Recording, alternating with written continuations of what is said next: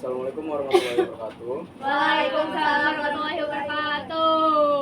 Perkenalkan, nama saya Muhammad Kasmal Rahim. Hai Kak Sarul. Pada kesempatan kali ini saya akan menceritakan tentang keterkaitan antar materi. Oke, langsung saja. Di fase M di sini saya disuruh menjelaskan tentang perubahan sosial, yaitu perubahan dan perubahan sosial. Saya membuat contohnya adalah dari tanah yang kosong menjadi mall, itu masih berubah, belum menjadi perubahan sosial. Perubahan sosialnya adalah dengan adanya dibangunnya mall di tanah yang kosong, penduduk setempat bisa belanja dengan mudah dan tidak perlu jauh berbelanja. Yang saya dapat di fase M ini adalah saya bisa mengetahui apa itu perubahan dan perubahan sosial. Oke, lanjut di fase E. Di fase ini Pak Wawan mengajarkan saya membuat mind map dengan cara Tony Buzan, jadi tidak asal-asalan. Lalu dalam mengerjakan mind map, saya mengambil dokumentasi saat membuat mind map agar di tugas akhir saya mempunyai bukti jika saya mengerjakan tugas mind map. Keterkaitan fase E dan fase M adalah membuat mind map yang berisi materi tentang perubahan sosial. Selanjutnya, di fase R, di refleksi terbimbing, saya disuruh menjelaskan tentang 3 macam perubahan sosial.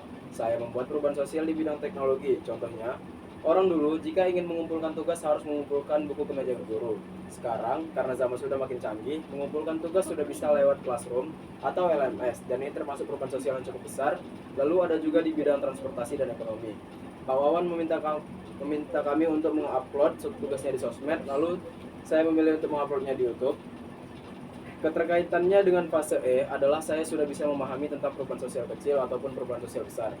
Lalu di fase R, tugas yang ini paling menarik karena kami disuruh mengamati video TikTok Pak Wawan lalu membuat poster. Awalnya saya sempat bingung karena kayak apa ini sebenarnya maksud Pak Wawan, soalnya di video tersebut Pak Wawan hanya menawarkan diskon voucher main time zone.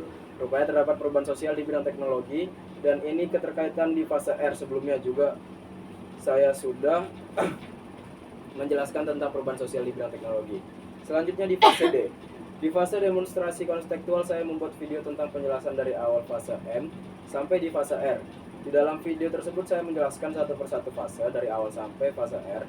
Tugas tersebut sudah saya upload di YouTube, dan keterkaitannya di fase sebelumnya adalah saya sudah menjadi terbiasa dalam menjelaskan materi-materi yang sudah dikasih. Selanjutnya di fase E.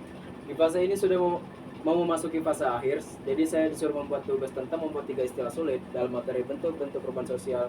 Di sini terdapat perubahan yang besar, perubahan direncanakan, revolusi.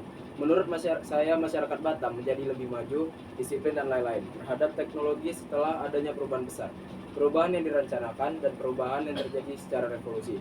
Fase ini berkaitan dengan fase sebelumnya karena materinya digabungkan dan menjadi lebih mudah dalam mengerjakan. Oke, sekian dari saya. Wassalamualaikum warahmatullahi wabarakatuh. Waalaikumsalam